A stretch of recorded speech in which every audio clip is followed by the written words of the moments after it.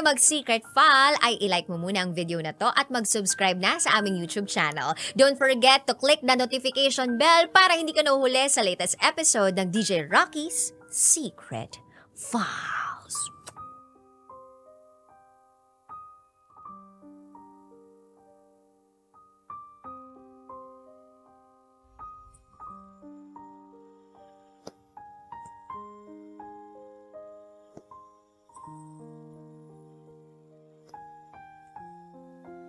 And now, it's time for DJ Rocky's Secret Files, the Halloween Special.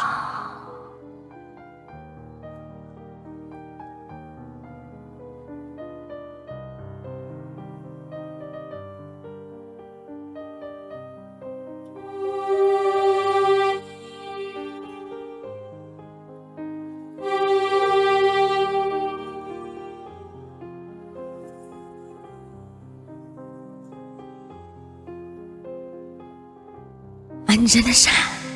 Andiyan na siya. Hindi pa rin siya umaalis.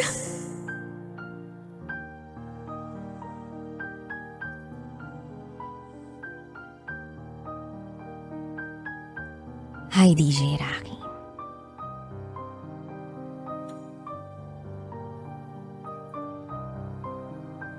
Itago mo ko sa pangalang Mika. At ito ang aking secret file. Nagtatrabaho ako sa isang eskwelahan.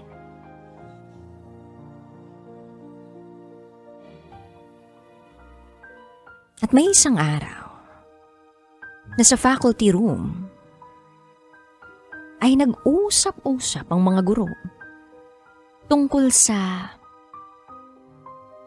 mga creepy experiences namin kahit hindi ito nangyari sa mismong paaralan kung saan kami naglilingkod. Pero, yung isa sa mga faculty member namin ay sa school na pinagtatrabahuhan namin, nag-aral ng kolehiyo.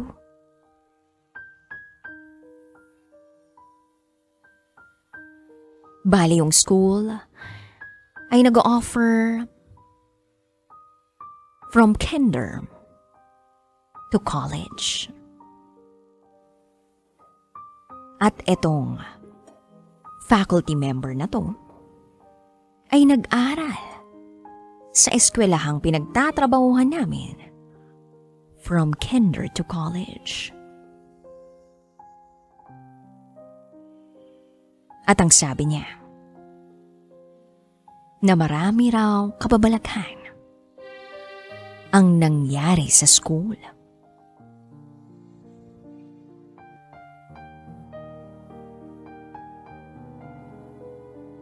At hinding-hindi raw niya makakalimutan ang pangyayari sa school before Yolanda. Halos araw-araw daw ay may sinasapian sa high school. Buti nga raw ngayon, wala na. At nung Yolanda, merong building na walang sira. Kahit isa. Yung ibang rooms and offices, talagang tuklap ang bubong at maraming damage.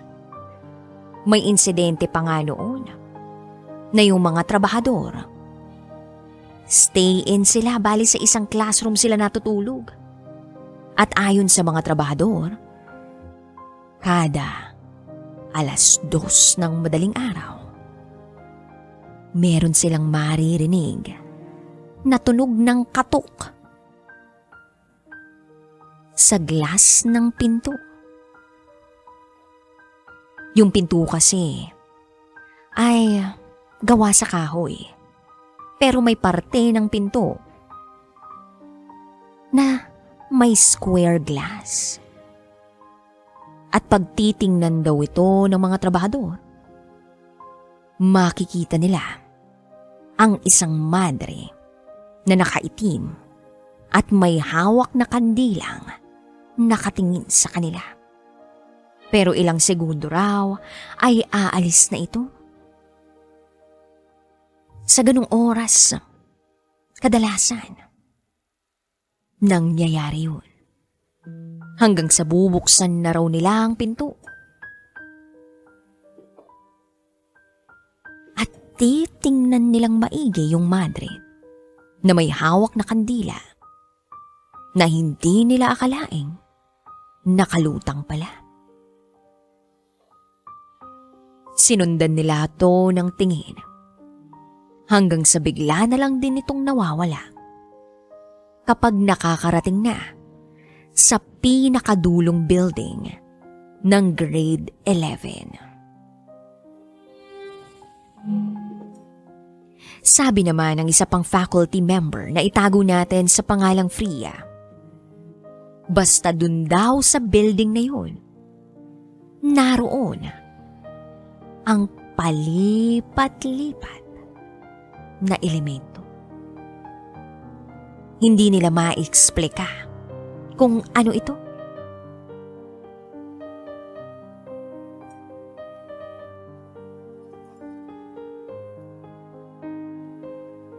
Dagdag pa niya, meron siyang first-hand experience. Isang sports event sa school.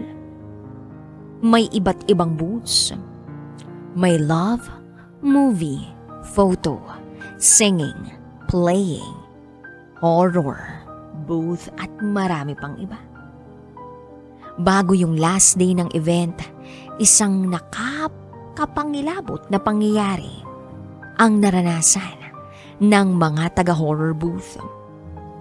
Etong booth na ito ay katabi lang nung building kung saan marami raw ang nagpaparamdam. Todo makeup at props yung mga estudyante na nangangasiwa sa booth na yun. May nag-ala valak na may hawak na rosary. May kunwari sugatan ng muka. May iba naman na sobrang puti ang muka para kunwari multo. At marami pang katakot-takot na costume. 3 p.m. nang mangyari ang ikinagimbal nila. Bigla raw nagsigawan at nagtakbuhan palabas ang mga taga-horror booth. Takot na takot ang mga tao. Gusto sanang ipagpatuloy ng mga actors ang kanilang pananakot sa kanilang mga nakapilang customers. Pero parang hindi na raw nila kaya. Nalaman namin na habang nasa loob sila ng horror booth na yun, ay para bang merong kakaibang gumagapang na hangin sa kanilang mga balat. At yun ang naging dahilan para tumayo ang kanilang mga balahibo.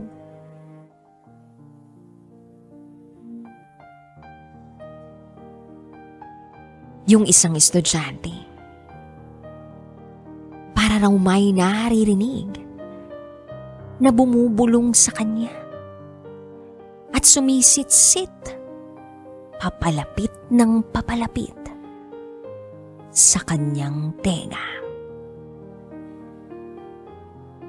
Pero hindi na lang daw niyang pinansin Dahil baka mali ang kanyang guni-guni. Dahil meron silang background music na dinownload sa YouTube na nakakatakot. Yung isang estudyante naman na nag-costume as Valak ay may hawak-hawak na rosaryo.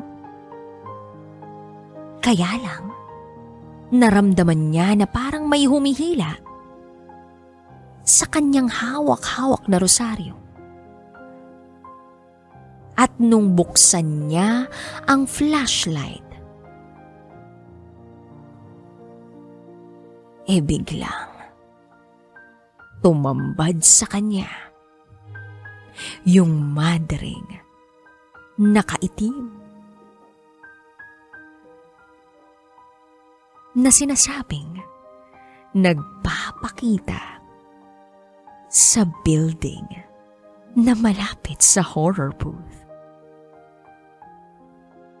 At dahil doon ay napatili siya. Sinubukan niyang ipikit ang kanyang mga mata.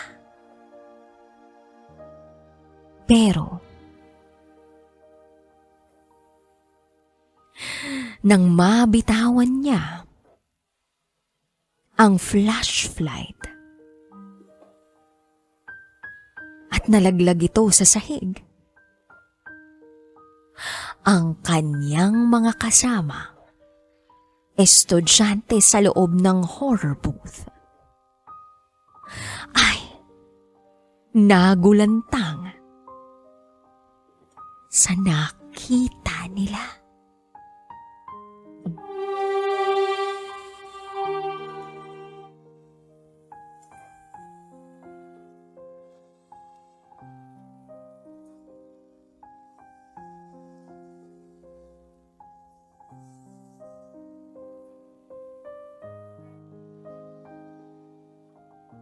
Ang nakita ng ibang mga estudyante ay mga nakahandusay na patay.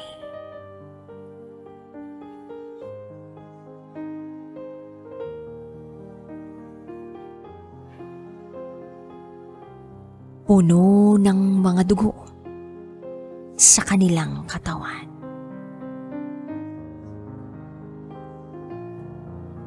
At ang madre ay tila nag-iikot sa lugar. Dahil doon ay nagsilabasan sila sa loob ng horror booth.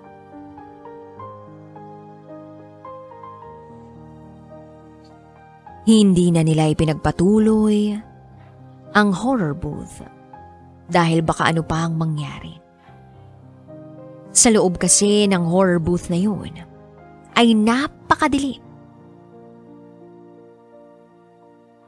At magugulat ang mga taong papasok doon dahil biglang may hahawak sa kanila o di kaya'y biglang may bubulaga sa kanila. Naiilawan sila ng flashlight sa kanilang mukha. Pero imbes na ang mga mananakot ang makapanakot sa ibang estudyante, ang mga mananakot ang natakot. Dahil sa kakaibang misteryo, binabalot ng lugar na iyon.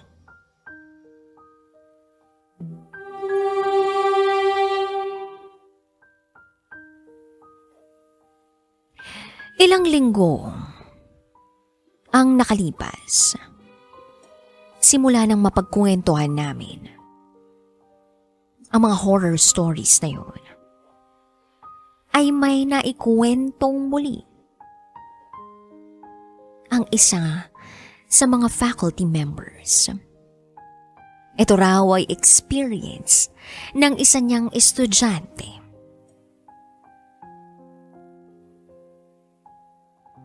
Itong estudyanteng ito ay may third eye.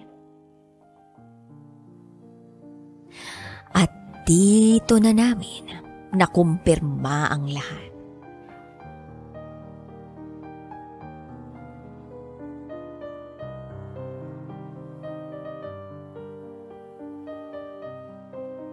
Tinanong niya raw ang estudyante kung may nakikita siya sa school. At ang sagot ng estudyante sa kanya, "After Yolanda, ma'am. Yung nakita ko yung mga patay sa kalsada.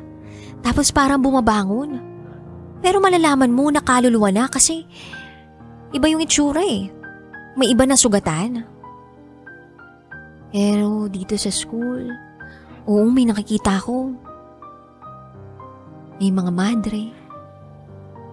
May mga bata. Basta, marami sila."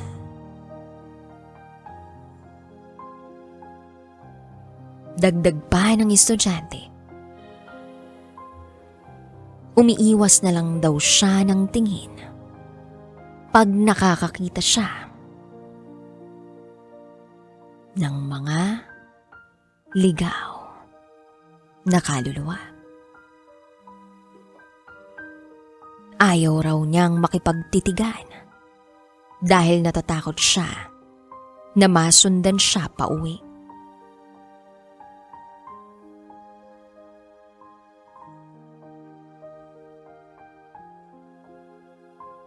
At totoo, yung madreng nakaitim, sumusunod ito sa isang teacher.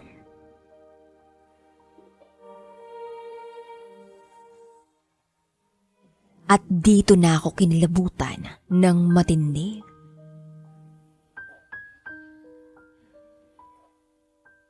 Ako raw ang sinusundan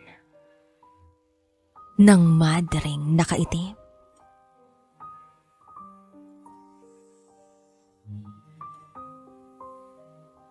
Hindi raw alam ng estudyante kung anong pakay sa akin. Pero ang sabi lang ng estudyante dun sa isang faculty teacher, ay mag-alay raw ako ng dasal para sa madreng ito.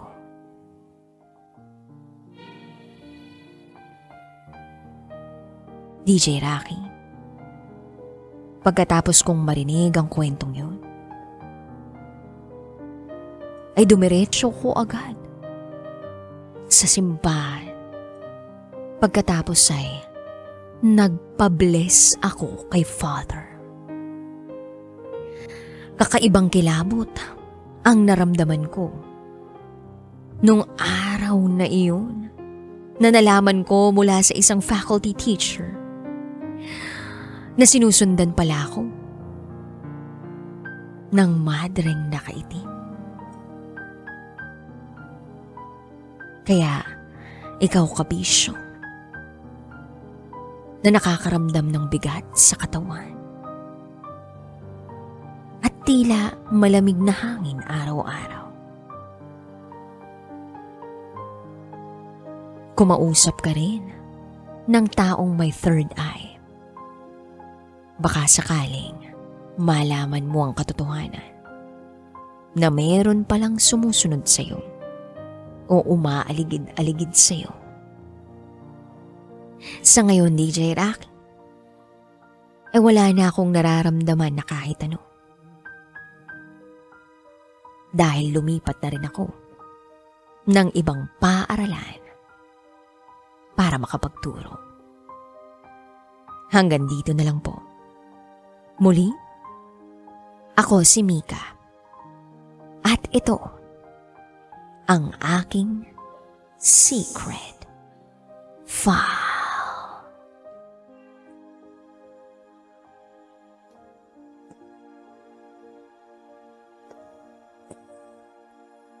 Hep!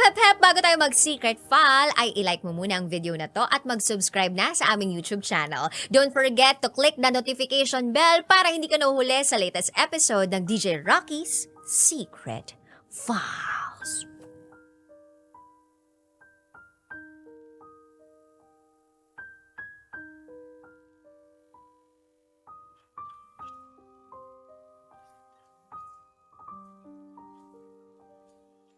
And now, it's time for DJ Rocky's Secret Files.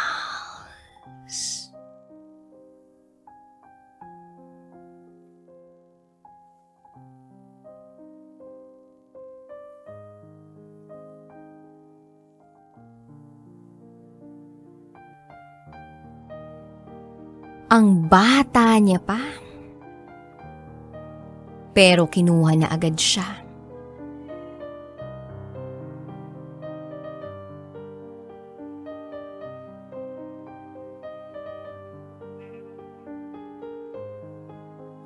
Hi, DJ Rocky. Palagi akong nakikinig ng programa mo. At eto ako ngayon, naisipang mag-share ng istorya ko tungkol sa best friend ko. Itago mo ako sa pangalang Ten. At ito ang aking secret file.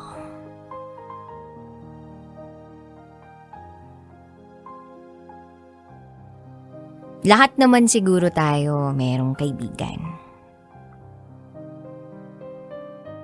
Pero may mga kaibigang ilang taon lang tumatagal. At may kaibigan din namang simula bata pa magkaibigan. Ako meron akong best friend. Itinuturing ko na siyang pangalawang kapatid ko. Since prep, classmate ko na siya. Itago natin siya sa pangalang Kim. Mabait siya, makulit, at madaldal. Ako naman yung tipo ng taong medyo mahiyain.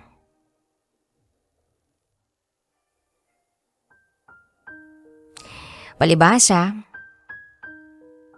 hindi ako palakausap . Tapos siya, likas sa kanya yung pagiging ma-PR niya.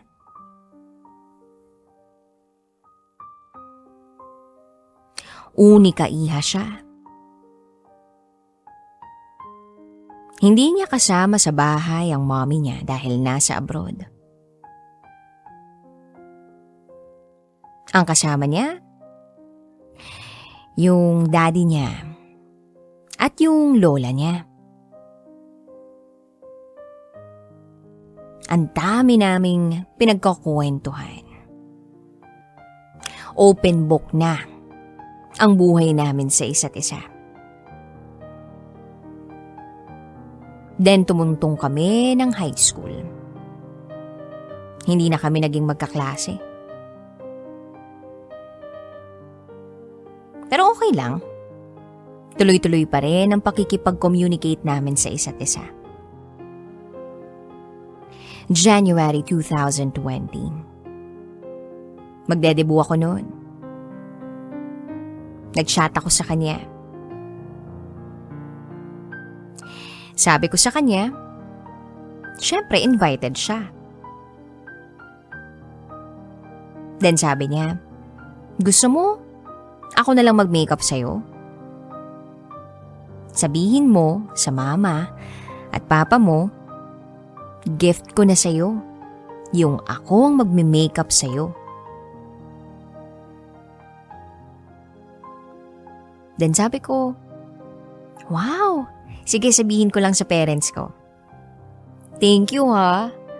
At see you sa debut ko, huwag kang mawawala ha. Then sabi niya, oo naman, ikaw pa ba? Para hindi ka na gumastos sa makeup mo. Maghahanap ka pa ba ng iba? Then I said, love you. See you sa venue.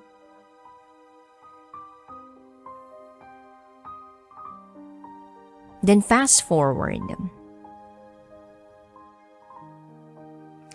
Medyo naging busy ako sa requirements dahil papasok na ng college eh. So nag-message lang ako sa kanya. At ang sabi ko, congrats Bes. Good luck ha sa new chapter of your college life. Nag-reply din siya at ang sabi niya, thank you. Good luck din sa'yo. Ganun yung samahan namin. Tulungan. Suportahan. Hanggang sa pumasok na nga kami bilang college student. Nag-take ako ng AB Communication. Si Kim naman, Tourism Management. Dahil gusto niya na maging flight attendant. Ako naman gusto ko maging radio announcer. Fast forward to December 24, 2023. Nakita ko sa FB na nag-post yung boyfriend ng best friend ko. Yes, nagkaroon na rin siya ng boyfriend. At nang makita ko yun, hindi ako nakatulog. Naiyak ako. Dahil lang sabi sa post, namatay na raw si Kim dahil sa acute respiratory failure. Pumutok ang isang ugat sa right lung niya. Hindi ko akalain na sa isang iglap, mawawala ang best friend ko na itinuturing ko ng pangalawang kapatid. December 27, kasama ko ang parents ko na pumunta sa burol ni Kim.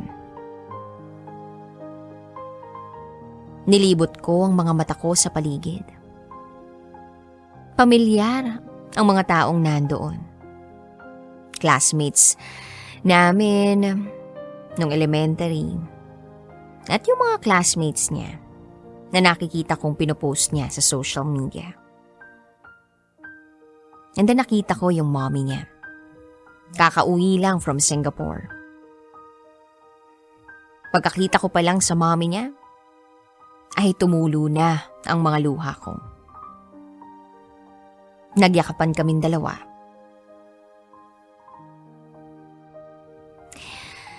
Sa totoo lang, DJ Rocky, hindi ko akalain na mawawala na lang ng ganun ang best friend ko. Since baby pa pala si Kim, mahina na ang baga niya. Kwento sa akin ng mommy niya. Kaya lang, ang hindi nito ini-expect ay mawawala na lang bigla yung anak niya. Lahat naman kami nabigla. Sumilip ako sa kabaong niya. Tapos sabi ko, Kim, ang daya mo naman. Akala ko ba tutuparin pa natin ang mga pangarap natin? Diba magkukwentuhan pa tayo sa coffee shop? After graduation, kukunin kita bilang maid of honor or bridesmaid sa araw ng kasal ko. Pag naging kami na ni crush, tapos tuturuan mo akong mag-make up. Lalong-lalo na kapag may special events ako, di ba? I'm sorry ha kung wala ako sa tabi mo nung araw na wala ka.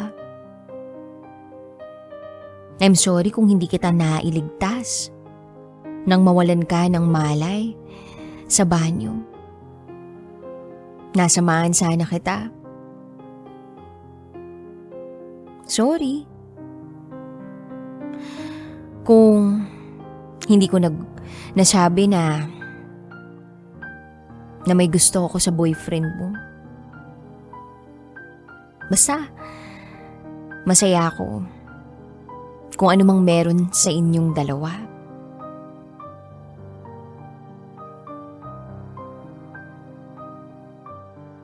Halos mawalan ako ng malay kay iiyak nun. Sabi ko pa kay Papa, bakit ganun? Bakit nawala yung childhood friend ko? Masakit para sa akin to. Sagot naman ni Papa, anak, huwag ka nang umiyak dyan. Ayaw ka niyang malungkot. Kung nasaan man siya, nasa mabuting kamay na siya. Ipag-pray mo na lang. Then December 29, araw ng libing niya. Walang patid ang luha sa aming mga mata. I wish panaginip ko lang itong nangyari sa best friend / kapatid ko. Gusto kong yakapin siya sa huling pagkakataon pero hindi na pwede. Basta, pag dumating yung araw na nagkaasawa na ako in the future, bibisita kami sa puntod mo. At ipakikilala kita sa kanya. Sabi nila, everything happens for a reason. May purpose kung bakit nangyayari ang lahat. And this reminds me of the line, life is too short and you only live once. Babaunin ko lahat ng payo, lahat ng mga naituro sa akin ng pangyayaring ito sa buhay ko.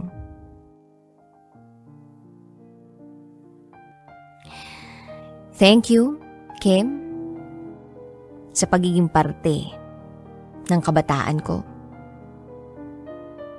Hanggang sa huling pagkikita natin, ha? Till next time, bestie.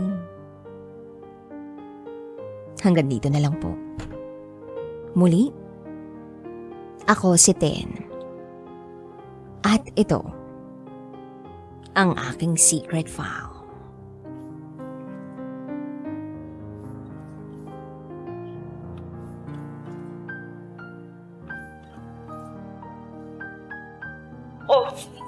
Mas pinainit. Ramdam ko ang halik niya sa leeg ko, pababa sa aking. At mas pag-uusapan. Tinanggal niya bigla yung panty ko. Mga sikretong dito mo lang mapapakinggan. Top Secrets. Top Secrets. Top Secrets. Top Secrets. At tayo nga po ay nagbabalik sa programang Top Secrets kasama pa rin si DJ Rocky Terra at nasa kabilang linya ang ating caller number 1. Hello, Anastasia! Hello po uli. Ayan, Anastasia, naputol na tayo dun sa kwento mo at yung kwento mo ngayon kumakatok na sa pintuan ninyo pero hindi mo nasabi sa amin kung ano ba talaga yung nangyari sa una ninyong pagkikita.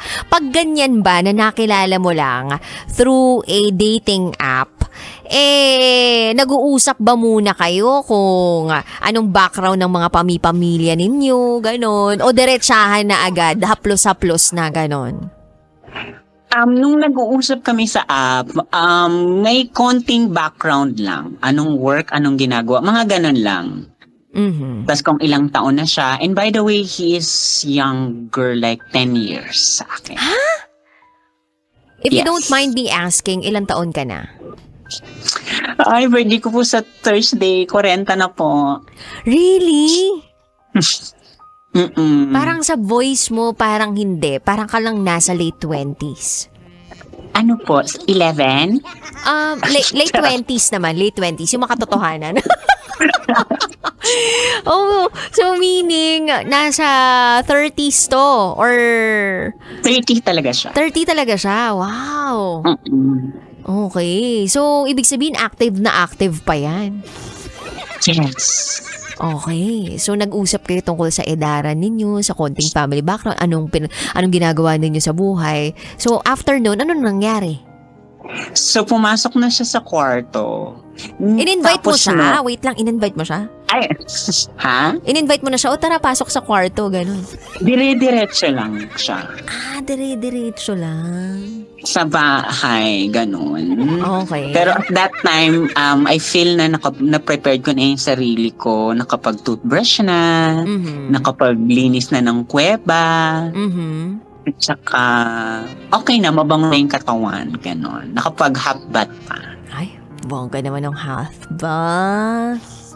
Ganun. So, pumasok na siya. Sa kwarto. Ang tangkad niya. Sa kwarto So, muna to. Pumasok sa kwarto kwarto, tapos pumasok na sa kuweba. Wala pa sa kuweba. Wala pa sa kuweba, wala pa. Excited na agad. Ka naman po. Sarap lang. Ano? Ang nangyari na, so yun na, nasa loob na kami ng kwarto, tapos medyo na awkward pa ako ng konti. Bakit?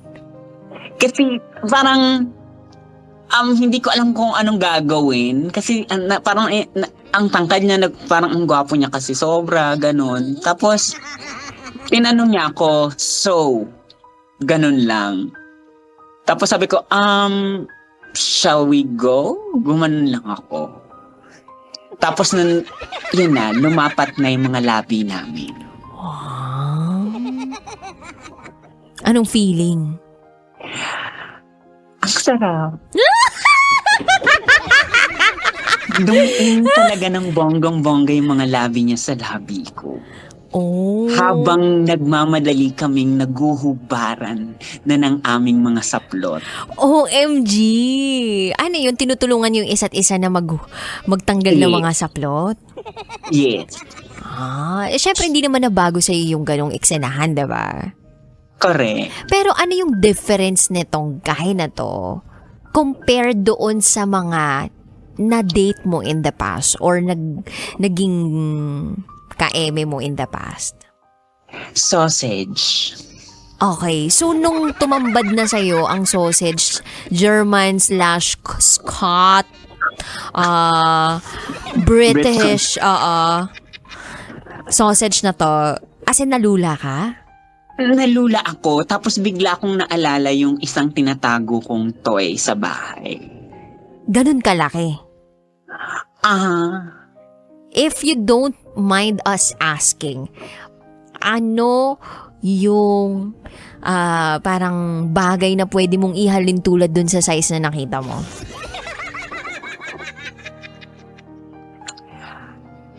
Yung hawak mong mic. Yung mic namin dito sa booth! Wait lang, sino ba Uy, masyado tong malaki, tsaka masyadong mahaba, masyadong mataba. Baka po paposte na yan, Ano nun, basta ganyan kung parang bagay, pero kasing ano din siya nung bagay na meron akong toy. OMG, ganun siya kalaki. Eh, di ba kasi normally yung mga toy, parang exage version siya talaga ng legit. Yes. So, meaning That's malaki right. talaga siya. Ha? And sa lahat ng mga naging partners mo in bed, ito yung pinakamalaki by far? I feel so, yes. Pumangalawa na yung isang Amerikanong bigla akong naalala ngayon. Oh, so anong feeling? Parang bago ba, ganyan? Masikip? I feel so masikip. Pero, nagdalawang isip muna ako kung kakayanin ko ba o hindi. Pag kinaya ng aking mga labi at buong lalamunan, sige, itutuloy namin. So, kinaya naman at naibongga siya. Okay. So, nauna muna doon sa sa parte na, taas. Correct. Okay. Sa taas Pero mo. iba talaga yung pagkagulat ng mata ko nung nakita ko. Sabi, kaya ko ba? Ganun. Tinatanong ba yun, why is that so big? Yung pwede bang tanongin niya, bakit lumaki ng Yung ganyan? pangatlong keme namin, Ay, doon ko siya pangatlo pa? naitanong. Ganun mo siya tinanong. So, ano sagot niya? Oo. Kasi that time, nilabas ko yung toy ko, tapos pinagdikit ko siya. Sabi ko, oh my goodness. As in, ganun-ganun Parang- talaga. Oo. Pero grabe ka, ginamit mong panukat yung bibig mo para alam mo kung kakayanin. Kakayanin mo dun sa sa kuweba. Iba ka. Sabi daw kasi, kung gaano kalalim ang bibig mo, ganun ka rin daw kalalim. Talaga ba? Nakakaloka si Anastasia. Yung kinaya to. So, pumangatlo talaga kayo, tapos doon mo na nilabas yung toy mo. Yes. Okay. Yung una namin medyo hindi magandang experience. Dahil? Yung pangalawang namin, medyo nag-secure lang ako. Yung pangatlo, tinry namin, medyo perfect na yung nangyaring yun. Naulit pa yon. Iyan, 3 beses. Yung una, medyo nakala ko hindi na siya uulit. Kasi nagkaroon ng kalat, kumbaga, sa una. Ano kaya tong kalat na to? Na nagulat ako. Kasi nga, di ba, dahil sa sobrang sausage niya, akala ko na nakapaglinis na ng lahat. Pero hindi. Pag ganun ba, pag tinanggal, biglang makikita mo na may makikita kang something? Nagka-peanut butter ng slide. Nagka-peanut butter ng slide. Ganun pala yun. Pero nag-sorry ako sa kanya, pero ang sagot niya lang, no, that's fine. That's normal. Medyo lang, okay. That's normal. Because some of the, na parang nagunyata, na may ganun talagang eksena kasi nga daw, talagang malaki. sausage siya. So, mahirap talaga. Parang, yung mga pangalawang araw mo pa dapat na ilalabas sa katawan mo, ay naabutan na. Grabe, Ganun. no? Nag-advance ka tuloy ng Oo. deposito. Kaloka. Pero talagang naging perfect na halos yung pang third try ninyo. Yes, yun yung pinaka-perfect. Yun yung pinaka-mas na-enjoy ko.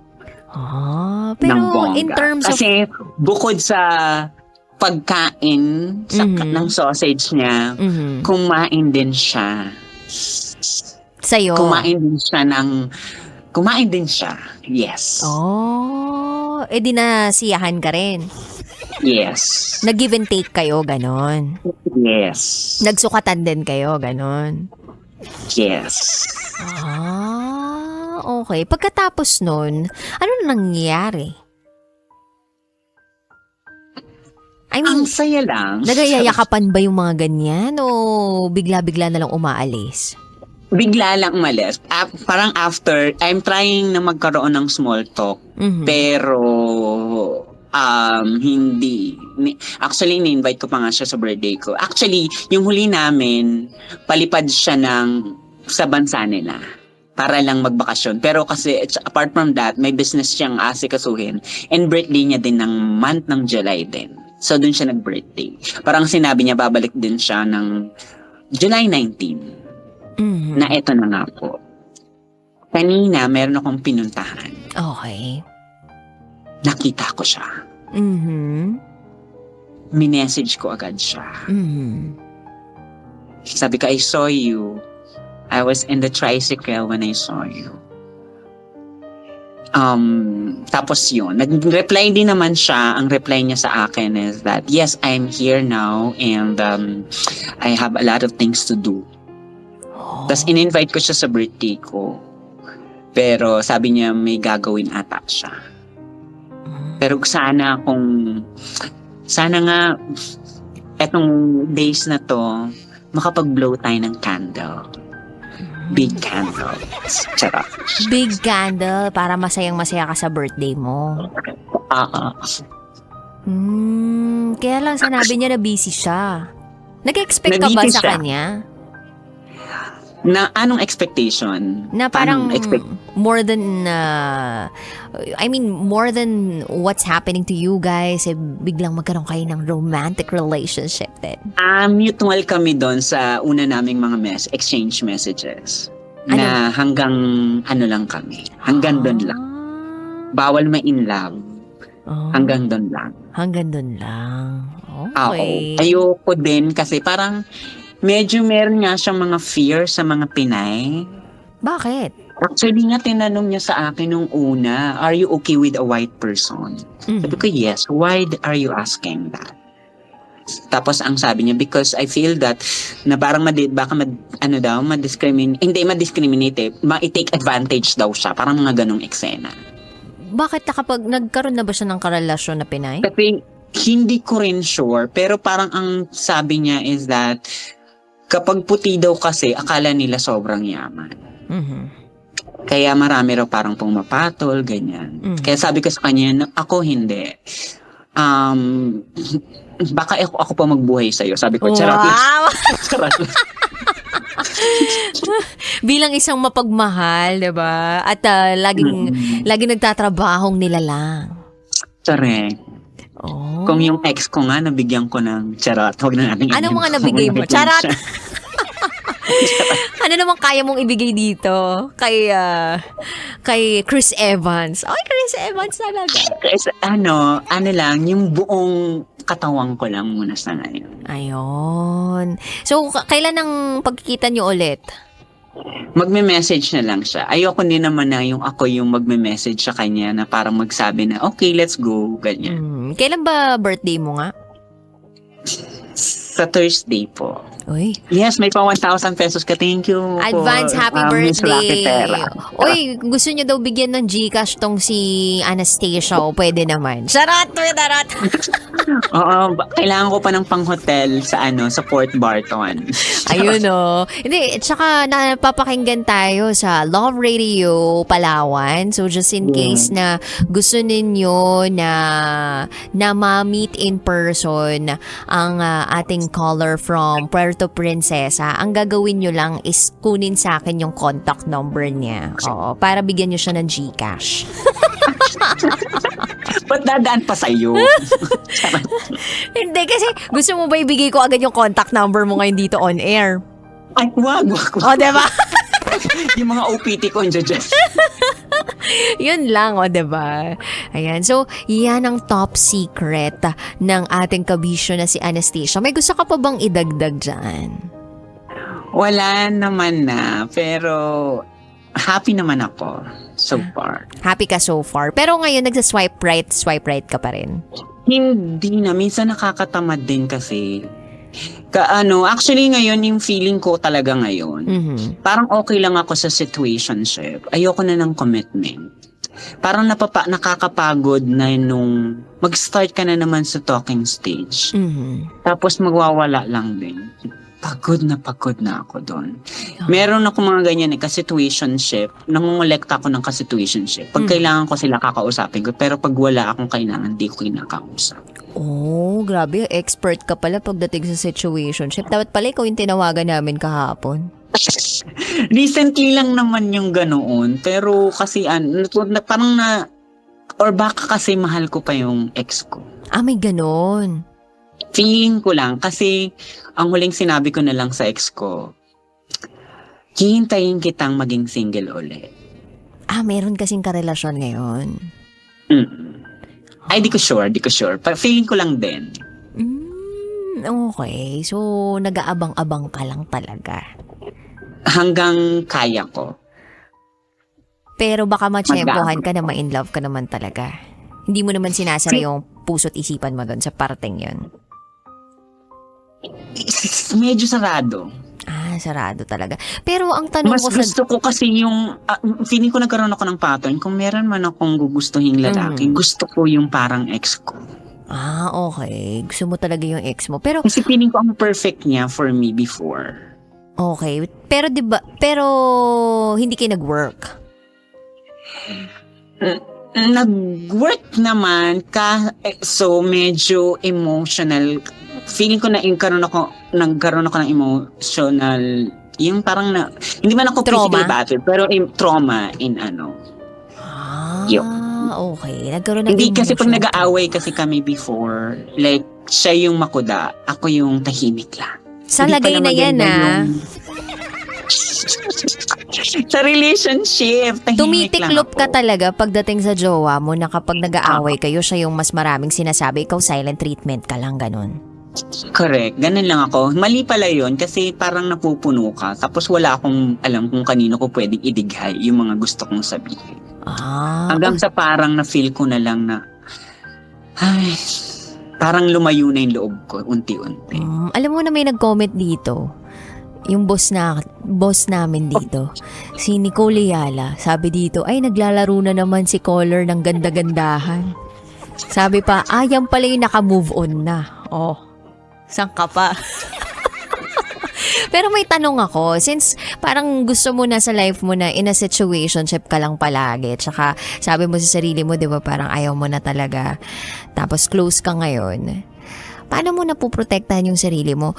Nagsusuot ba kayo or parang meron ba kayong ginagawang preventive measure para, alam mo yun, siyempre marami kang nakakasalamuhan, nakikipagbakbakan sa kani-kanino, sumusukat ka ng mga kung ano-ano, kung sino man yung ma-meet mo, paano mo napoprotektahan yung sarili mo? Na ma-in love? Hindi. Minamind na. Na Protektahan yung sarili ko sa ano. Oo. Yeah, we use condom. By the way, yung kaano kong afam is naggamit kami talaga ng condom. Pag ganyan, ikaw nagsusuot o siya nagsusuot? Siya nagsuot, pero naubos yung rolyo ng condom. I swear, kulang pa nga. May ganun ba? Nabibitin yung sukat? I mean, nabibitin yung mismong kapote na yun para isuot doon? Siguro, pag sobrang laki. May sizes kasi ba yun? Sa kanya. Siguro. Siyempre, sa Pilipinas binili yun, yung kapote. So, siyempre, baka Filipino size. Kasi pag Pilipino, medyo marami pang rolyo eh. Ito, naubusan ng rolyo. OMG. Naubusan. Di ang laki nga talaga. Madiingan. Ay. Napakasikip. Naramdaman ko rin talaga ang sikip ko nung araw na yun. Di parang renewed ka.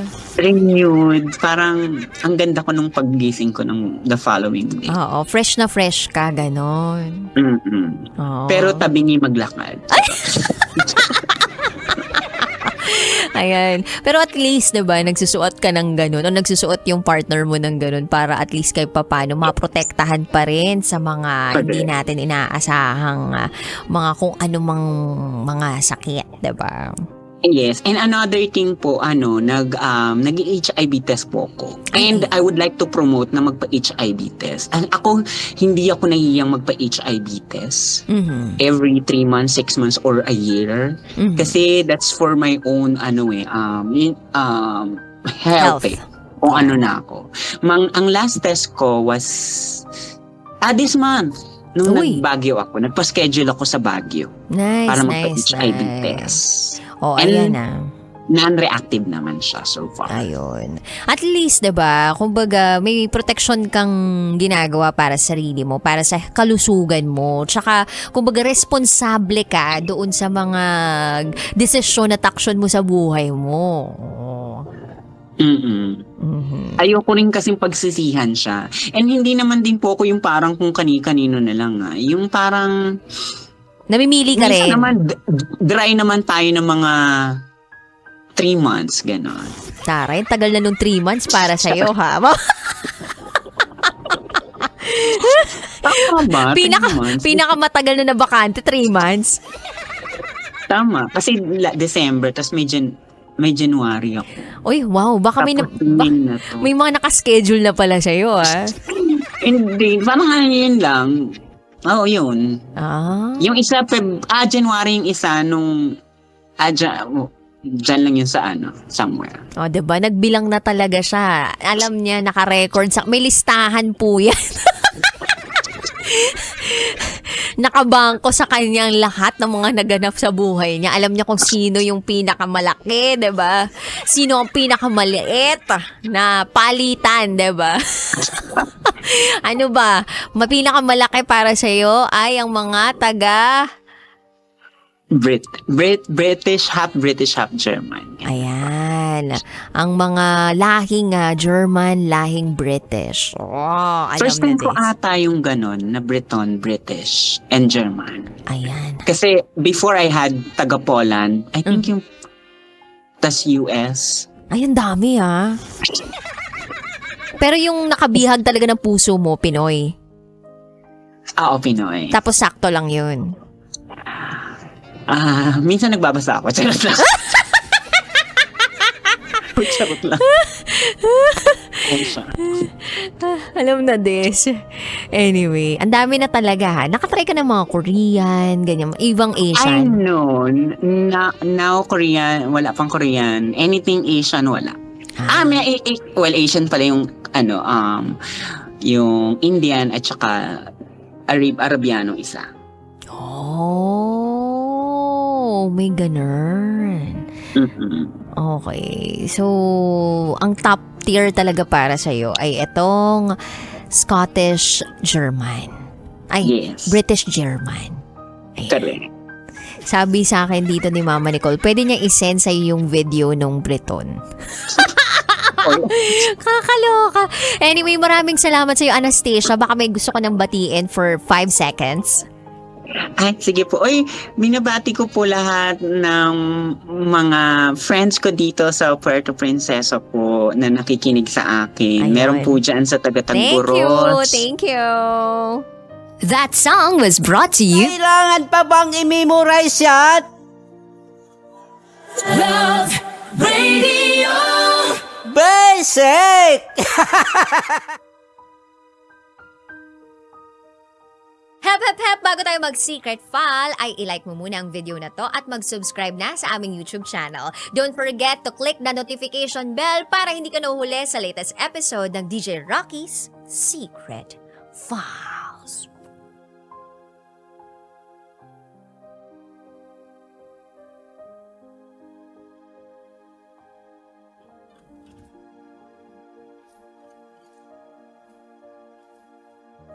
And now, it's time for DJ Rocky's Secret Files.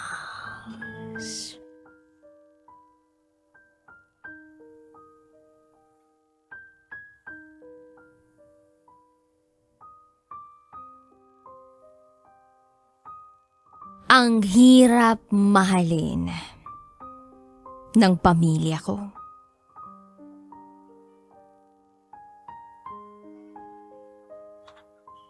Hi, DJ Rocky. Itago mo ko sa pangalang RC. At ito, ang aking secret file.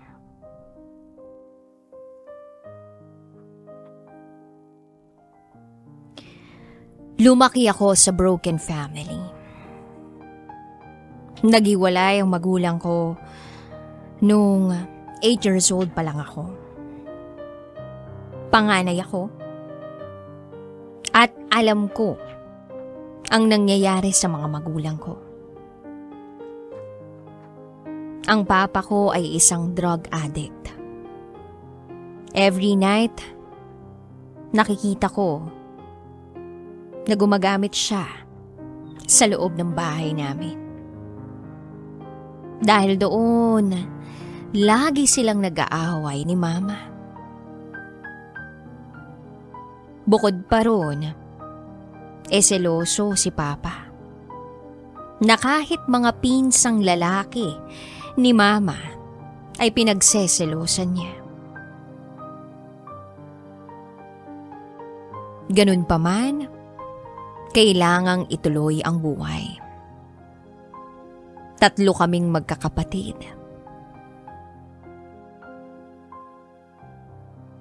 Hanggang sa nadagdagan ng isa. Nabuntis si Mama.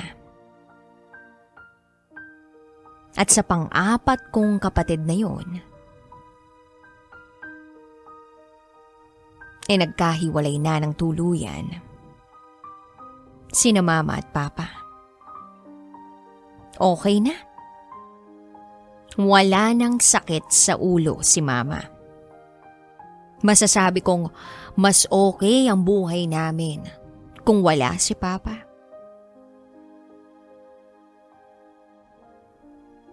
Pangit mang pakinggan pero isa sa mga nagpahirap sa buhay ko ay ang Papa ko. Ang hirap. Pero sinarili ko lang lahat. Dahil ayokong masira ang buhay ng pamilya namin.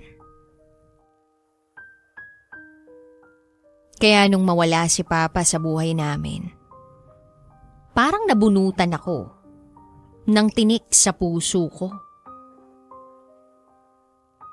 Yung bang, kung pwede ko lang isigaw na sa wakas, wala na ang taong nagpapahirap sa buhay ko. Isisigaw ko.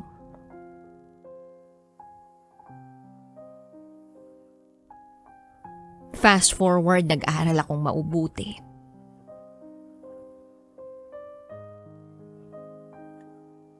Then kinailangan na doon ako tumira sa bahay ng tita ko.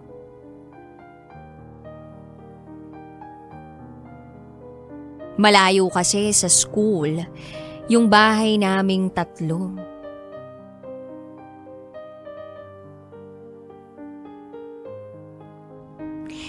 Kaming 3 magkakapatid, yung nag-aaral pa.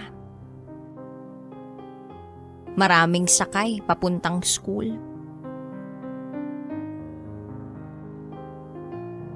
Sinubukan ko na manirahan kay tita. Okay naman, kahit minsan masungit siya. Tumutulong naman ako sa mga gawaing bahay pag meron akong konting oras. Then isang araw, aalis raw sila tita. Mag-outing daw. Birthday ng pinsan ko. 18th birthday to be exact. Hindi kasi ako pwedeng sumama that time. Dahil meron akong group project. Kailangan na mag-group meeting kami para sa school. So nagpaiwan ako sa bahay. Naiwan din na ang tito ko. Mabait naman siya. Kaya tiwala ako na kahit kami lang ang naiwan sa bahay, magiging okay lang ang lahat. So umalis sila tita. Umalis na rin ako para bumili ng mga materyales para sa project. Pagkabili ko ay umuwi ako agad dahil gagawa pa ako ng assignment. Kumain muna ako bago pumasok sa kwarto. Nakita ko na ring umuwi na si Tito Jerry. Nagmano ako. Sabi ko, kain tayo tito. May iniwan sila tita na ulam. Birthday kasi na ni Camille, so nag-outing sila.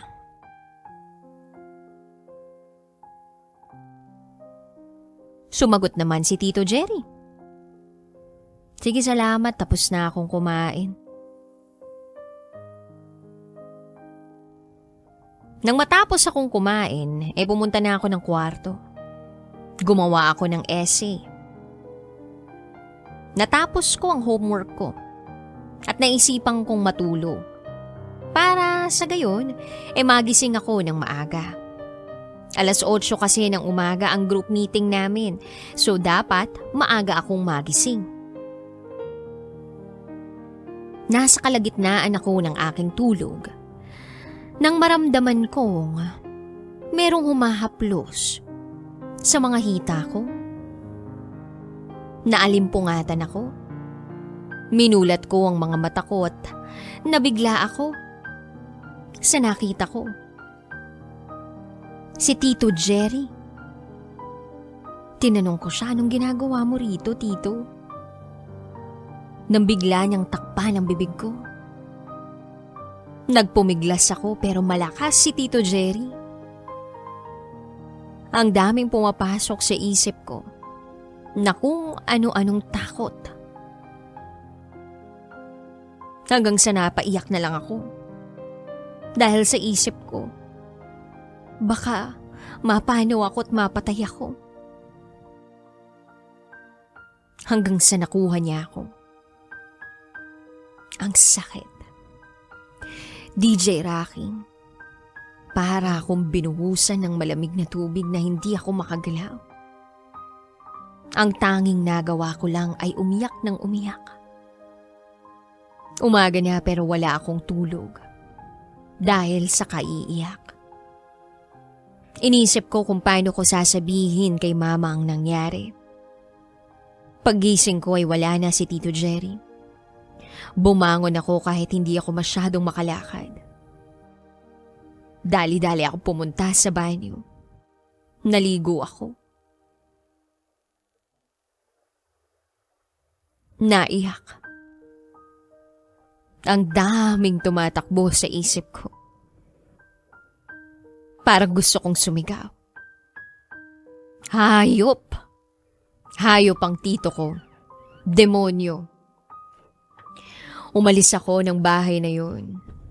Pumunta ako sa kaibigan ko. Sasabihin ko sana sa kanya ang nangyari sa akin pero natakot ako. Dahil pinagbantaan ako ni Tito Jerry, napapatayin niya si Mama. Pag nagsumbong ako. Takot na takot ako. Wala na akong ibang magulang, tapos papatayin pa ang mama ko. Nangibabaw ang takot sa dibdib ko. Hindi lang para sa mama ko, hindi lang para sa sarili ko, kundi para sa mga kapatid ko. Kaya hindi na lang ako nagsumbong. Lumipas pa ang mga buwan, 3 buwan.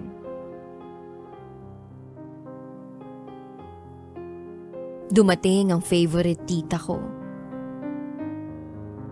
Pinagtapat ko sa kanya ang nangyari sa akin. Ang ginhawa ng pakiramdam ko dahil sa wakas ay nasabi ko na rin.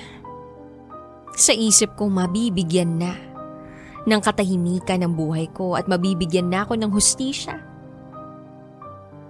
Pero mali ako. Mali ako.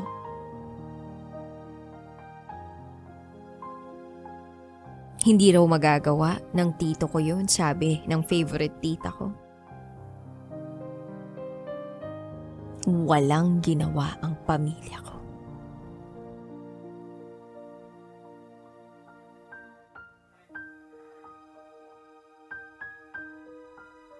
Nagawa niya nga eh. Nag-meeting ang mga matatanda.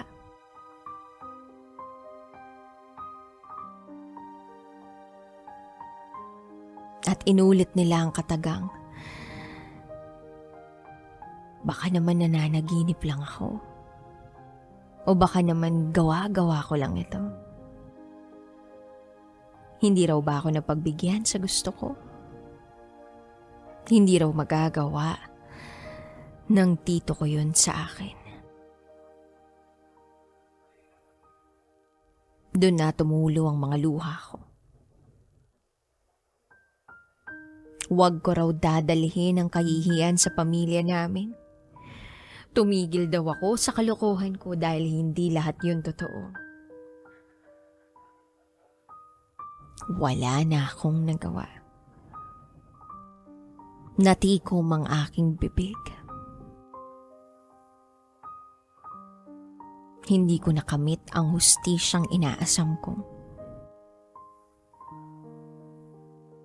Tanging pag-iyak lang ang nasagot ko. Anong magagawa ko kung walang naniniwala sa akin? Lumipas ang maraming taon. Masakit pa rin sa akin ang nangyari. Pero kailangan kong kalimutan ang nangyaring yun para sa pamilya ko. 18 years old na ako ngayon. Nagsisikap para sa mga kapatid ko. At hanggang ngayon, walang kaalam-alamang mga kapatid ko tungkol sa nangyari sa akin. May mga pagkakataong naiinis ako bigla. Umiiyak. Nagkukulong mag-isa.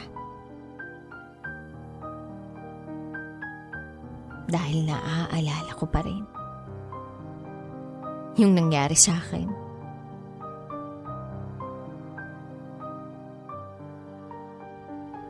But I'm still trying my best to be okay.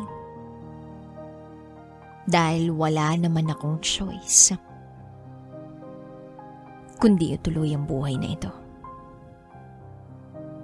Hanggang dito na lang po, DJ Rocky.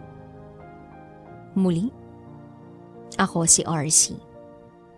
At ito, ang aking secret file.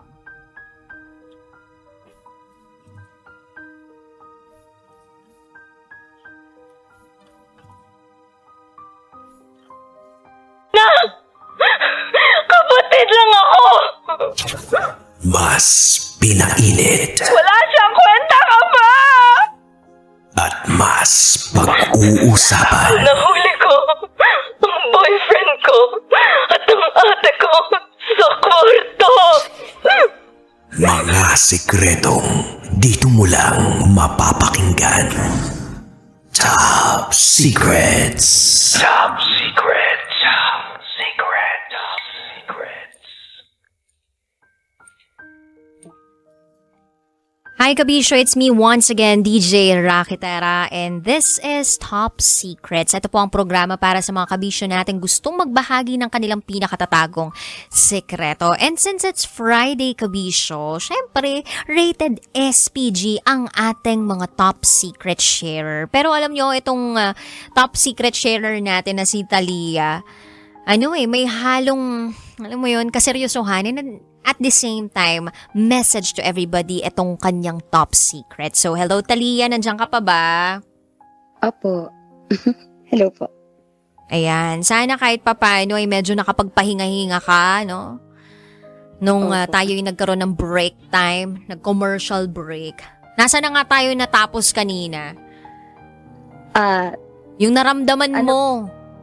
Opo. Alam niyo po yung kasama ko po sa buhay, my husband has been very brave. Mhm. Isa po siya sa pinakamatapang na tao na nakita ko. May anak kayo? Kasi po wala po. Mhm. Wala. Swerte nga po, wala eh. Mhm. Napakatapang po nitong tao na to. Sobrang tapang niya na hindi ko po sukat akalain nakakayanin niya kasi po hindi niya po ako binitawan. Mhm. Kasi po kapatid ko po yun eh, ang dapat pong mag-shoulder ng responsibilidad at pagdurusa kung ako pong tatanungin is ako kasi kapatid ko siya eh. Mhm. Kumbaga po nadamay lang po siya.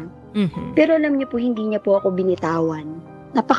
Napakabuti po nung puso niya, yung pinagsumpaan po namin, hindi niya binitawan, hindi niya tinalikuran. Despite po sa ganito.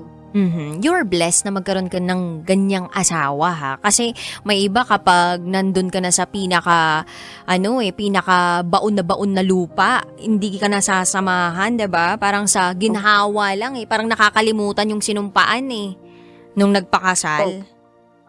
You're Maano blessed. po siya, tsaka matapang. Matapang po siya na kaya po madalas, alam niyo po madalas, gusto ko na lang pong solo. Hindi ko po siya, kasi po nakikita ko nadudurog siya kapag ka po Naging nakikita emotional ko po ka. siya, natatakot po siya. Mhm. Nakikita ko na naaawa siya sa akin. Mhm. Yung mga ganun po. Kaya po, minsan talaga lagi na lang po ako nagpapasalamat. Alam niyo po, ang dasal ko before is, sana po, hipuin niyo yung puso nila para po wag silang magalit sa amin. Mhm. Alam niyo po, DJ Rocky, ko anong dasal ko ngayon. Anong dasal mo? ngayon? Lord, hipuin niyo po yung puso ko para po maunawaan kung ba't sila nagagalit. Yun na po yung dasal ko ngayon. Mm. Kasi po alam ko po talaga na pinaghirapan nila yun. Kaya Mhm. kahit po ganito yung nangyayari, alam ko po na ira lang po to ng buhay ko. Mhm. Nung napanood ko nga po yung movie ni Rosana Roses na Kuracha, iyak po talaga ako ng iyak kasi ganun po yung sitwasyon.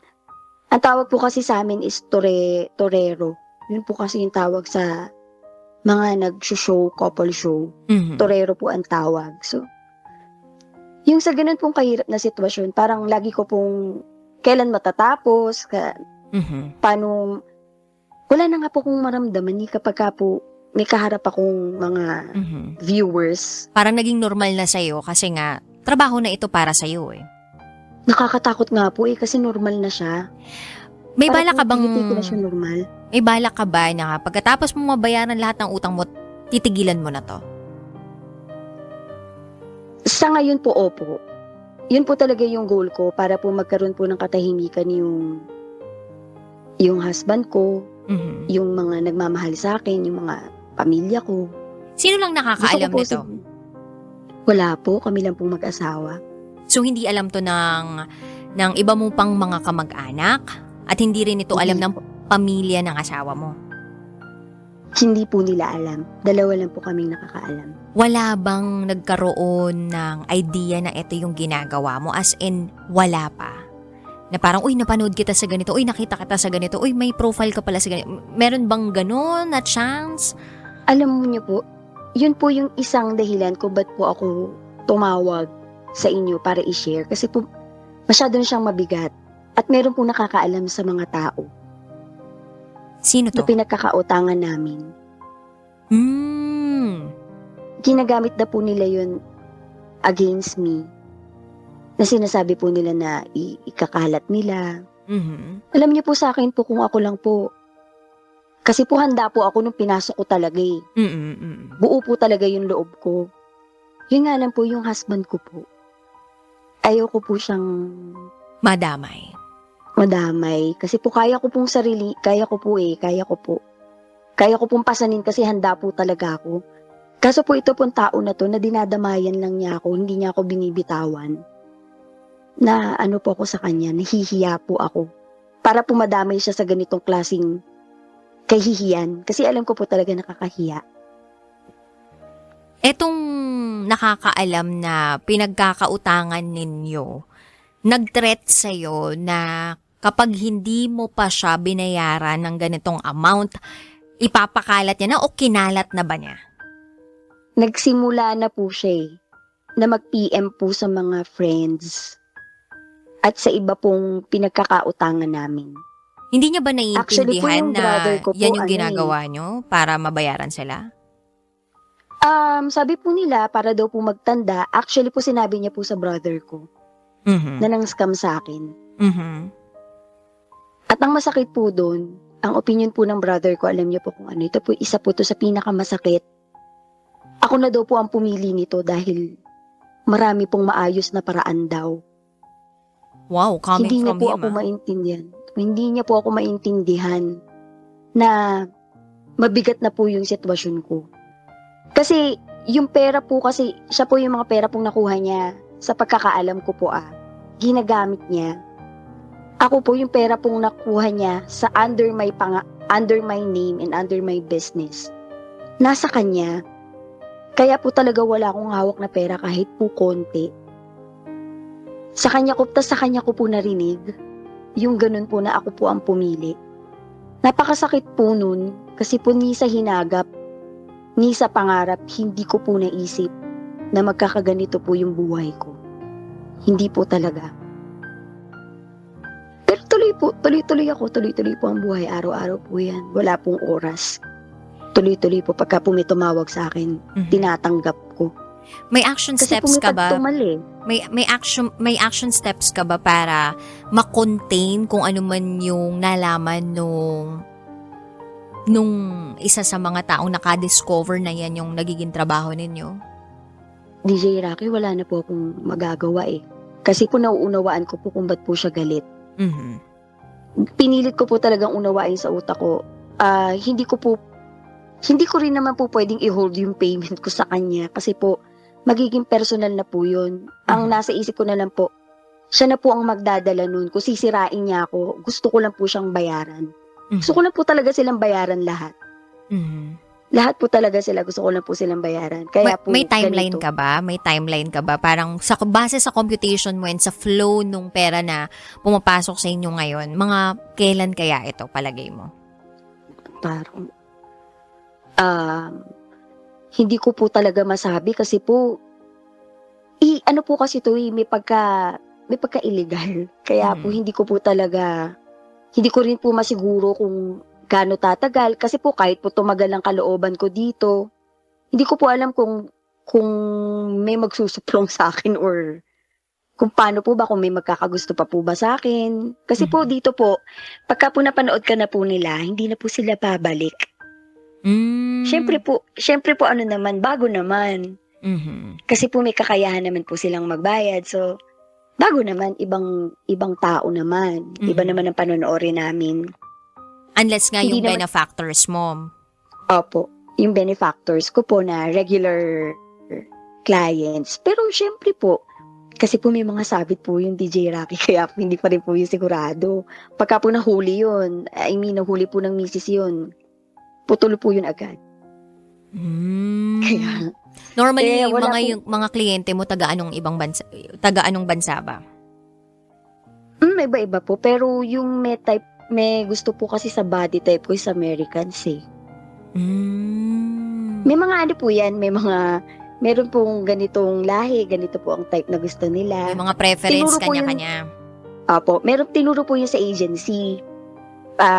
Doon nag-agency po ako, tinuturo po nila yun. Kaya po, alam namin. Kumbaga, kung ano po yung may ibig briefing. Opo, ano po yun? Weekly po yung seminar. Weekly May seminar seminar po. para masumusay pa kayo, ganun. Opo, meron po talagang ganun kasi po may leveling po yun. Para po yung aquarium, DJ Rocky eh. Nasa isang aquarium po kayo na doon namimili. Buti hindi mo naman naisip na pumunta na sa ganun. Sa personal po, O naisip mo rin Hindi yun? nung nasisira na po yung ulo ko sa kaloo, yung hirap na po talaga ako. Kaso po naisip ko po hindi po deserve ng mga taong nagmamahal sa akin na makita ako na ganun. Kaya po nagtago na lang ako. Kaso po alam niyo po mabigat na mabigat po talaga sa loob nang itinatago, nang wala pong pinagsasabihan. Napakasakit po talaga sa kalooban na ganun. Tapos po yung natatakot ka kasi baka mamaya biglang sumabog, biglang magising ka na lang na nasa social media ka na. Ganun po yung fear ko ngayon. Kaya po, napakaswerte po ng mga taong may option. Ako po kasi wala po talaga akong... Pero just in case, ba, Wala po talaga handa akong ka pagpili. sa lahat. Handa ka. Handang-handa po ako. Kasi po, mula po noon hanggang ngayon, malinis po intensyon namin. Wala po akong intensyon na takbuhan sila. Wala po. Gusto ko po talaga silang bayaran. Lagi ko po sinasabi sa kanila, lumalaban na ako na siraan ng buhay para mabayaran kayo. Sana, wag ninyo kaming husgahan, wag ninyo kaming murahin, wag ninyo kaming saktan. Yun lang po yung pakiusap ko. Kasi po, lalo po yung husband ko, mabuting tao po siya. Mabait po siya. Hindi po niya deserve yung mga ganun. Nadamay lang po sa akin kasi. Nadamay lang po. Talia, kung ngayon nakikinig yung kapatid mo, pwede mo ba siyang bigyan ng mensahe? Or pwede ba namin siyang yakapin ng sobrang higpit pero sa leeg lang? Pwede ba yun? Um, Bigyan mo naman siya siguro ng mensahe. Kung sakaling nakikinig siya ngayon bypassing, biglang nakikinig yung kapatid mo, diretsohin mo na anong mensahe mo sa kanya. Ang gusto ko po sabihin sa kanya, yun nga po, Kunwari kausap mo Darating siya ang ngayon. panahon. Kunwari kausap mo siya ngayon. Ano- darating ang panahon makakalimutan ko lahat. Mapapatawad ko po siya kasi kapatid ko po siya eh. Pagmahal po talaga ako sa kapatid. Mapapatawad ko siya, sigurado po yun. Pero yung dangal ko po, hindi ko makakalimutan. Kung ano po yung nawala sa akin, hindi ko makakalimutan. At dala-dala niya po yun. Siya po ang may credits kung bakit po ako naging isang sikat na showgirl. Mhm. Nakakatawa po, pero nakakatawa po, minsan po pinagtatawanan ko na lang yung sasabihin po sa akin na ang tawag po kasi sa akin sa agency before is fast rising star kasi po biglang Ang galing mo. nakilala po talaga ako agad. Opo, Magaling ka. fast Ganyan. rising star. Plus, kapag ikaw talaga nandun ka sa sitwasyon na napaka-desperada mo na makakuha ng pera at makalikom ng pera, sisipagan mo, bukod sa sisipagan mo, gagalingan mo talaga para agad-agad makakuha ka ng magandang pera, diba? Tungo DJ Rocky, kala nila bawat indayog, bawat sayaw, bawat kalabit, bawat hipo mo sa katawan mo, akala po nila gustong-gusto mo. Tuwang-tuwa sila sa nakikita nila na yung bawat haplos mo, bawat lumalabas sa bibig mo, yung ungol mo, gustong-gusto nila. Akala nila ang galing-galing mo. Pero alam niyo po, bawat ungol na lumalabas, bawat pagsunod mo sa hinihiling ng customer, nauubos po ako. Pero kinabukasan po, tatayo ka, babangon ka na parang wala, laban ulit. Tapos hahawakan mo ulit yung sarili mo. Tapos, ganun ulit. Ikot ng ikot, ganun po na ganun ang cycle. Ubus na po ako eh. Naiyak ako. Ubus na po ako. Pero tatayo po ako kasi po, para ko silang anak na. Kung sa kanila po, sa ibang tao po, mayroong tanong, no, para kanino ka bumabangon? Alam niyo po kung ano pong dapat na itanong sa akin o sa mga katulad ko showgirl. Para kanino ka humihiga? Yun po yung dapat na tanong sa amin. Para kanino ka humihiga at bukas, para kanino ka babangon? Para sa kanila po ako bumabangon, sana po wag po nila kaming husgahan. Kasi ang hirap po na sitwasyon, wala na po talaga kaming daan palabas, ito na lang. Sa asawa mo, kung nakikinig siya ngayon, anong mensahe mo?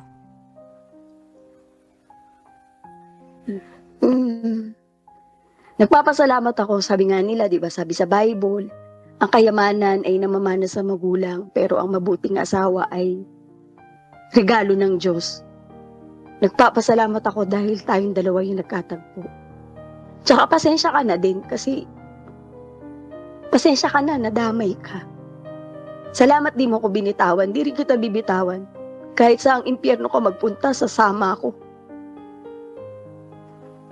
Sasama ako sa'yo. Katulad ng pagsama mo sa akin ngayon na nasa impyerno ko. Thank you. Thank you din, Talia, ha? Uy, suminghot na.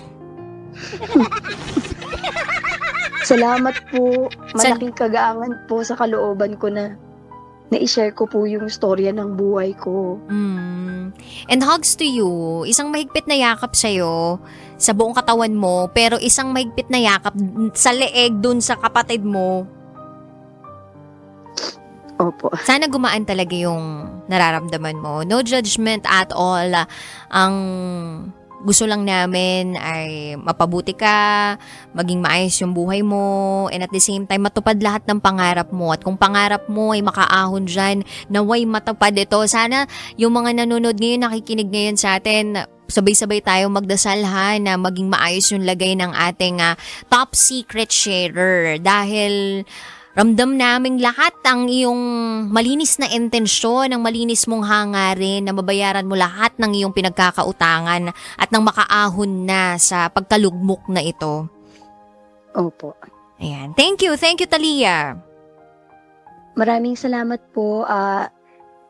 DJ Rocky, you know what? You've been an inspiration to me. I'm always listening to you. Nasa afternoon slot ka pa lang, nakikinig na ako sa'yo talaga palagi. Oh, thank Because you. of your wisdom, sobrang nakakagaan ka ng loob. Kahit pakinggan, lalo pala ngayon nakausap ka. Oh, thank you. I hope to meet you in person. No judgment at all. Kung gusto mo, kami pa magbabayad ng views mo. Charot! Hello? Handa na po ako. Pero kahit wala ng pakitaan.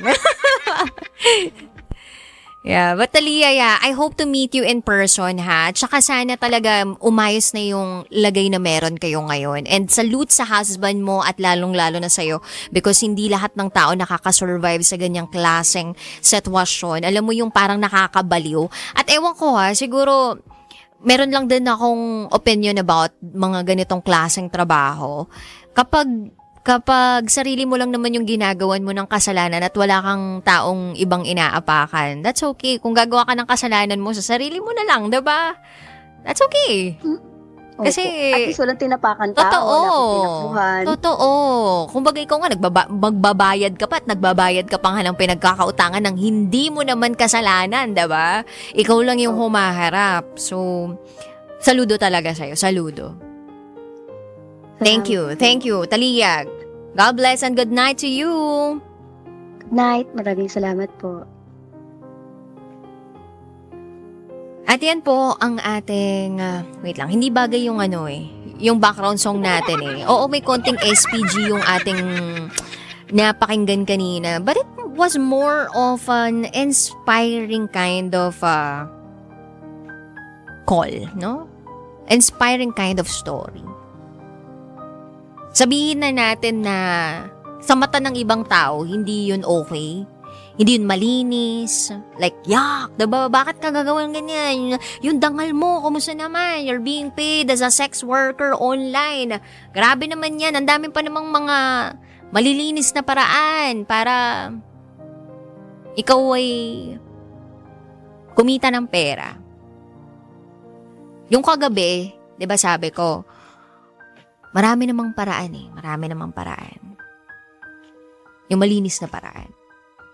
But di yun yung gawin mo. Hanggat maaga pa. But this time, sabihin ko sa'yo, dahil dun sa call na yun, mas naunawaan ko yung mga taong nandun sa ganung klaseng sitwasyon. Lalo na yun, 4 million yung kailangang bayaran. 3 million pa yung kailangang bayaran. And hindi lang naman yun yung dapat nilang bayaran, kundi yung mga monthly expenses nila or daily expenses nila. At sa liit ba naman ang pinapasahod dito sa normal na isang manggagawang Pilipino? Diba? Parang gugustuhin mo na talaga na mag-online showgirl ka na lang. Yung akala mo, pag sinabi natin showgirl online or sabihin natin model online, sex worker ka online, ibig sabihin nun, easy money. Pero kung tutuusin, hindi naman siya easy money. Bakit? Kasi tuwing mag-show ka, may bigat kang nararamdaman. To the point na kapag araw-araw mo siyang ginagawa, nagiging normal sa'yo, pero alam mong empty ka inside. And it's not the best feeling na araw-araw, yun yung dala-dala mo.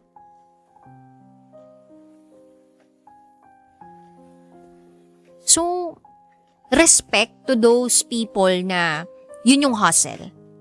And I think if we respect each other's kind of hustle, as long as wala po tayo natatapakang ibang tao, malinis ang ating intensyon, then, walang pakialaman yun ang ginagawa, diba?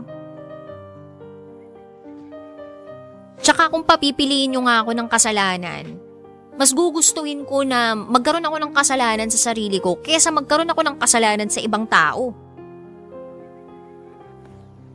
Kumbaga kung papipiliin mo ako kung ano yung less evil, is it magnanakaw or pokpok? Pipiliin ko pokpok. Bakit? Kasi ang vina-violate niya lang yung sarili niya eh. Or baka ngayon hindi niya pa naisip na violation yun sa sarili niya eh. Pero, nagsishow siya, pero sarili niya lang yung daladala niya. Wala siyang hinahablot na ibang bagay. para nakawin. Wala. Sarili niya. Dala-dala niya. Unlike pag ikaw, magnanakaw ka, nakaagrabyado ka ng iba kasi pinaghirapan ng iba yung ninakaw mo. So, kabisyo, let's be kind to others and let's respect the hustle of each and every one. This is Top Secrets.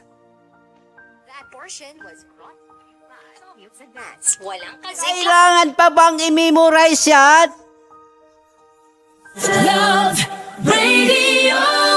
Basic! Hep, hep, hep! Bago tayo mag-secret file, ay ilike mo muna ang video na to at mag-subscribe na sa aming YouTube channel. Don't forget to click the notification bell para hindi ka nahuhuli sa latest episode ng DJ Rocky's Secret Files.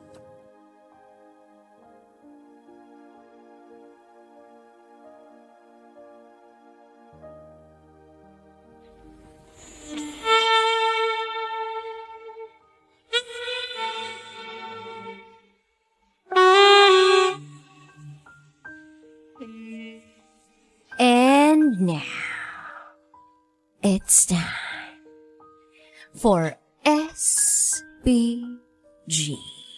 As in, Super Backgammon Secret File.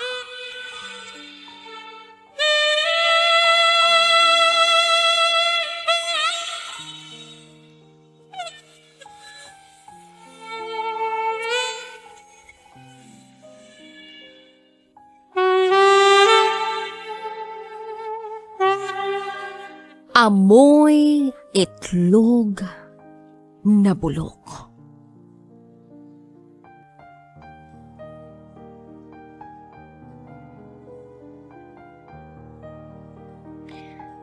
Hi, DJ Rocky. Itago mo na lang ako sa pangalang Elsa. At ito, ang aking SPG. As in, Super Backgammon Secret File.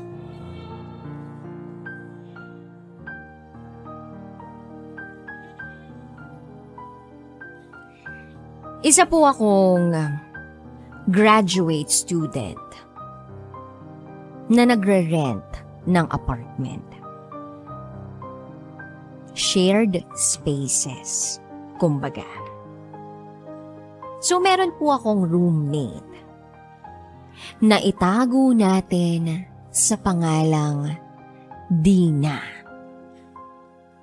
Dahil di na kakahinga ang lahat ng makakasalamuha niya. Yes, DJ Rocky. May amoy siya. At hindi lang basta may amoy. Mabantot siya. Napansin ko na hindi siya naliligo araw-araw. Yung tipong kada 2 buwan lang siya bumili ng sabon. Sa sobrang hindi niya ito nagagamit. Iisa lang kasi kami ng banyo kaya napapansin ko ito. And by the way, 6 na buwan na ako sa apartment na ito. Pero hindi talaga kami magkaroon ng bonding. Hindi kami close. At wala rin naman akong planong maging close sa kanya ng literal dahil sa kanyang amoy. So in short, wala ako sa posisyon para sabihin sa kanya ang katotohanang ang baho niya. Sa totoo lang, hindi naman siya tsaka. Sa katunayan, may itsura nga siya eh. Mukhang malinis ang kanyang kutis at mukha ring may pinag-aralan. Pero hindi niya alam ang tunay na kahulugan ng salitang proper hygiene. I believe she's in the right age para malaman na dapat talaga'y maalagaan niya ang kanyang sarili. Buti na lang, magkaiba kami ng bedroom.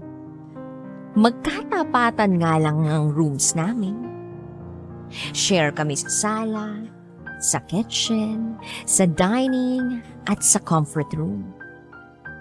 So sa mga shared area na mayroon kami, ako na ang naglilinis para siguradong malinis at mabango. Minsan ay sinasadya ko talagang ipakitang naglilinis ako para naman ma-inspire siya sa akin. Pero 6 na buwan na, wala pa ring epekto sa kanya. Ang routine niya pag naglilinis ako ay papasok lang siya sa kwarto niya. Lalabas kapag may kailangan. Papasok pag hindi na kailangan gumamit ng shared areas. Ang matindi nito, iniiwan niyang nakabukas ang pinto ng kanyang kwarto. So ang simoy ng hangin sa room niya ay paminsay napapadpad din sa shared areas namin. At ang masaklap, minsan ay pumapasok ang hangin na ito na napakasama sa sarili kong kwarto. Minsan nga ay nagkasalubong kami. Ay grabe, ang tindi. Parang bulok na itlog. Masusuka ako sa baho.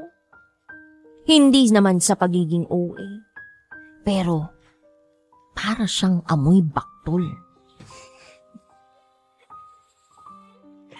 Yung tipong merong tuwalyang hindi nalabhan ng 3 buwan na binabad lang sa tubig tapos nakulob at pinahid sa lahat ng singit na hindi pinaliguan.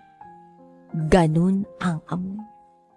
Kaya sabi ko talaga sa sarili ko, OMG, may ganitong tao pala. But life goes on. Sa totoo lang, hindi ako makalipat ng ibang apartment dahil napakamura lang ng renta ko rito. And besides, good payer din si Dina. Shared kami equally pagdating sa kuryente at tubig. Minsan nga ay sinosobran rahan niya ng paisa-isang daan yung share niya kaysa sa akin. Kaya wala talaga akong problem sa kanya aside from her smell and hygiene. So moving forward, nagka-boyfriend ako recently. Bago pa lang. So syempre, para tipid tips lang kami, since gusto ni boyfriend sa place ko mag-hangout, I agreed. Pumayag ako. Pero eto na. Yung gabi, bago ko papuntahin si Boy Fee sa apartment namin, ay naglinis muna ako at nag-spray ng katakot-takot na disinfectant, deodorizer at kung ano-ano pang pampabango ng buong apartment. Sakto rin namang wala si Dina. Sa pagkakaalam ko, meron siyang family outing. Umuwi siya ng probinsya nila. So kinabukasan, the day na mag-hangout kami ng boyfriend ko. Morning, mukhang okay naman ang amoy ng apartment. So eto na. Kailangan ko munang lumabas ng apartment dahil papasok ako sa school. Sa school, sinundo ako ni Boy Fee. Then nag-take out kami sa isang fast food chain at dumiretso na sa apartment ko.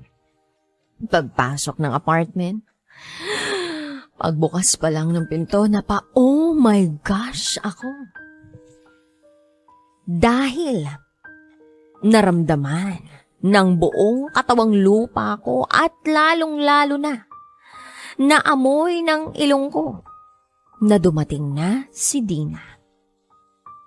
Sa amoy pa lang, confirmed. Nakita ko rin ang madalas niyang ginagamit na sandals sa loob ng apartment. Nag-alangan ako bigla na papasukin si Boyfie. What should I do? Sabi ko sa isip ko. Na-curious tuloy si Boyfie.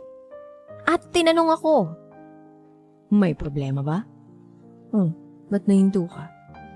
Then I said, ay, wala naman. Wait, mag-spray lang ako Psst, psst, psst, shh. Spray dito, spray doon, ng disinfectant, deodorizer, or whatever. Then we went inside. Straight sa room ko. Dahil baka mamaya ay maabutan niya pa si Dina. At baka hindi na siya makahinga. I was praying na hindi niya maamoy ang matagal ko nang tinitiis na amoy ni Dina. Siyempre, nahihiya pa ako sa bago kong boyfriend.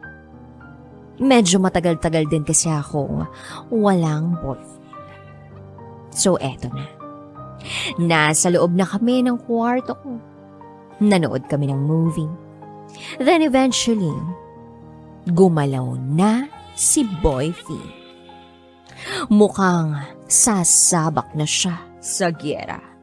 And yes, ready akong sumabak din sa gyera kasama siya. Naging komportable na kami sa isa't isa. Hanggang sa nagharapan na kami ng boyfriend ko face to face at binudburan na namin ang isa't isa ng kispirin. Tinanggal ang mga dapat tanggalin para makasabak na talaga sa gyera. At eto na ang pinakahinihintay ko. Ang madiligan, ang natuyo kong damdamin. Naks, syempre gusto ko rin siyang paligayahin. Kaya ang ginawa ko ay tumayo ako. Tumayo rin siya. At lumuhod ako sa harap niya. Nagnilay-nilay. Bigla siyang yumuko sa akin at sinabihan ako ng, I love you. Inilapit ko ang mukha ko sa dapat sanay isusubo ko para maging malakas ako sa gyera. Pero hindi ko kinaya. Dahil imbes na mapa-I love you too ako, ay bigla na lang akong tumayo sa pagkakaluhod ko. Tumayo rin lahat ng balahibo ko. Sa isip ko, retreat! Retreat! Kailangan kong sumuko sa laban dahil kung hindi, ay mamamatay ako sa baho. Yes, DJ Rock. Si bagong Boyfie ay may mabahong itlog. Parang itlog na bulok. Parang pwede silang magsama ni Dina. Heist, naisip ko lang, bakit ganito ang aking kapalaran? Meron ba talagang mali sa akin? O sa ilong ko? Or may mali lang sa mga amoy nila? Nag-iisip tuloy ako kung itutuloy ko pa ba ang pakikipagrelasyon ko sa bago kong Boyfie. Or ipakikilala ko na lang siya kay Dina. Dahil parehas silang may kabahuan. Bagay silang dalawa. Ano bang dapat kong gawin? Should I let it go? Just like what Elsa did? Or mag-Elsa balutan? Or maging tapat at totoo sa aking Boyfie? Dahil baka pwede namang gawan ng paraan. At hindi na siya mag-amoy bulok. Baka hindi lang talaga siya nakaligo ng araw niya. Well, please, bigyan niyo naman ako ng advice. Hanggang dito na lang muna po. Muli, ako si Elsa. At ito, ang aking SPG. As in, super Pagner Secret 5.